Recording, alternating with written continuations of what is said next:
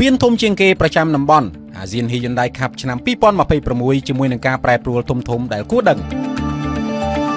ពានរង្វាន់ជើងឯកប្រចាំតំបន់អាស៊ានហ៊ីយុនដៃខាប់ឆ្នាំ2026កាន់តែគិតជិតមកដល់ដោយនៅសល់ប្រហែលជាមួយសប្តាហ៍ទៀតការប្រកួតដំបូងដែលបើកឆាកលើទឹកដីកម្ពុជានឹងចាប់ផ្ដើមជាមួយនឹងការត្រៀមមកដល់រដូវកាលថ្មីសម្រាប់ឆ្នាំ2026ពាននេះមានការប្រែប្រួលមួយចំនួនដែលគួរជាទីកត់សម្គាល់ផងដែរទី1កាលបរិច្ឆេទប្រកួតធ្លាប់តែរដងលេងនៅចុងឆ្នាំកំឡុងខែវិច្ឆិកាដល់ខែធ្នូចាប់ពីឆ្នាំ2026តទៅពាននេះនឹងបដូរមកលេងនៅពាក់កណ្ដាលឆ្នាំវិញម្ដងពលគឺគ្រោងចាប់ផ្ដើមនៅថ្ងៃទី24ខែកក្កដាហើយបញ្ចប់ទៅនៅថ្ងៃទី26ខែសីហាឆ្នាំ2026ការធ្វើបែបនេះគឺចំពេលដែលពានលីកនៅតាមបណ្ដាប្រទេសក្នុងតំបន់ទាំង11បានបញ្ចប់រដូវកាលផងដែរទី2ឈ្មោះពាននេះបានបដូរឈ្មោះជាថ្មីម្ដងទៀតដែលតម្រូវតាមអ្នកឧបត្ថម្ភឆ្នាំនេះគឺមានឈ្មោះថា Hyundai Cup ដោយសារតែក្រុមហ៊ុន Hyundai Motor បានចូលខ្លួនឧបត្ថម្ភពីឆ្នាំ2025ដល់ឆ្នាំ2029ទី3ជាការគម្រប់ខួប30ឆ្នាំគិតត្រឹមឆ្នាំ2026នេះពានមានអាយុកាល30ឆ្នាំហើយបន្ទាប់ពីបានរៀបចំជាលើកដំបូងតាំងពីឆ្នាំ1996ដូច្នេះឆ្នាំនេះព្រឹត្តិការណ៍ត្រូវបានគេរំពឹងថានឹងមានការអបអរដោយប្លែកជាងឆ្នាំមុនហើយរត់តែពិសេសទៀតនោះពិធីបើកដ៏ធំនឹងធ្វើឡើងនៅភូមិលដ្ឋានជាតិមរតកតេជោ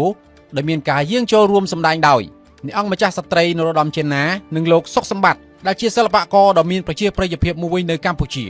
ដោយនឹងរួមគ្នាបកស្រាយបទចម្រៀងផ្លូវការរបស់កម្មវិធីដែលមានចំណងជើងថា 12 Nation One Heartbeat ជា12ភាសាខុសៗគ្នាលើសពីនេះពិធីបើកក៏នឹងមានការបញ្ចូលគ្នារវាងសិល្បៈវប្បធម៌បុរាណនិងសម័យរួមទាំងការបង្ហាញខ្លួនរបស់របាំអប្សរាចំនួន12នាក់ពីក្រុមអ្នករាំរបាំព្រះរាជទ្រព្យមុនពេលដែលក្រុមកម្ពុជាដែលជាម្ចាស់ផ្ទះត្រូវបើកឆាកប្រកួតទល់នឹងក្រុមសង្ហបុរីក្នុងពូល A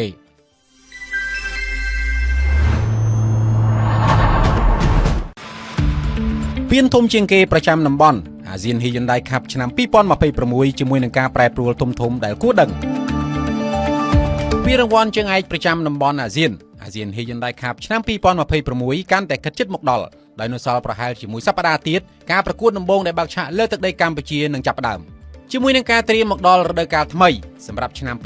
2026ពាននេះមានការប្រែប្រួលមួយចំនួនដែលគួរជាទីកត់សម្គាល់ផងដែរទី1កាលបរិច្ឆេទប្រកួតធ្លាប់តែរដងលេងនៅចុងឆ្នាំកំឡុងខែវិច្ឆិកាដល់ខែធ្នូចាប់ពីឆ្នាំ2026តទៅពាននេះនឹងបដូរមកលេងនៅពាក់កណ្ដាលឆ្នាំវិញម្ដងពលគឺគ្រោងចាប់ផ្ដើមនៅថ្ងៃទី24ខែកក្កដាហើយបញ្ចប់ទៅនៅថ្ងៃទី26ខែសីហាឆ្នាំ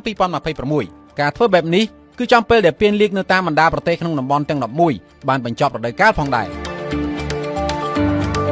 ទី2ឈ្មោះពាននេះបានបដូរឈ្មោះជាថ្មីម្ដងទៀតដែលតម្រូវតាមអ្នកឧបត្ថម្ភឆ្នាំនេះគឺមានឈ្មោះថា Hyundai Cup ដោយសារតែក្រុមហ៊ុន Hyundai Motor បានចូលខ្លួនឧបត្ថម្ភពីឆ្នាំ2025ដល់ឆ្នាំ2029ទី3ជាការគម្រប់ខួប30ឆ្នាំគិតត្រឹមឆ្នាំ2026នេះពានមានអាយុកាល30ឆ្នាំហើយបន្ទាប់ពីបានរៀបចំជាលើកដំបូងតាំងពីឆ្នាំ1996ដូច្នេះឆ្នាំនេះព្រឹត្តិការណ៍ត្រូវបានគេរំពឹងថានឹងមានការអបអរដោយប្លែកជាងឆ្នាំមុនហើយរត់តែពិសេសទៀតនោះពិធីបើកដ៏ធំនឹងធ្វើឡើងនៅភូមិលដ្ឋានជាតិមរតកតេជោដែលមានការយាងចូលរួមសម្ដែងដោយអ្នកអង្គម្ចាស់ស្ត្រីនរោត្តមចេនណានិងលោកសុកសម្បត្តិដែលជាសិល្បករដ៏មានប្រជាប្រិយភាពមួយនៅកម្ពុជាដោយនឹងរួមគ្នាបកស្រាយបទចម្រៀងផ្លូវការរបស់កម្មវិធីដែលមានចំណងជើងថា 12 Nation One Heartbeat ជា12ភាសាខុសៗគ្នាលើសពីនេះពិធីបើកក៏នឹងមានការបញ្ចូលគ្នារវាងសិល្បៈវប្បធម៌បុរាណនិងសម័យរួមទាំងការបង្ហាញខ្លួនរបស់របាំអប្សរាចំនួន12នាក់ពីក្រុមអ្នករាំរបាំព្រះរាជទ្រព្យមុនពេលដែលក្រុមកម្ពុជាដែលជាម្ចាស់ផ្ទះត្រូវបើកឆាកប្រកួតទល់នឹងក្រុមសង្ហបុរីក្នុងពូល A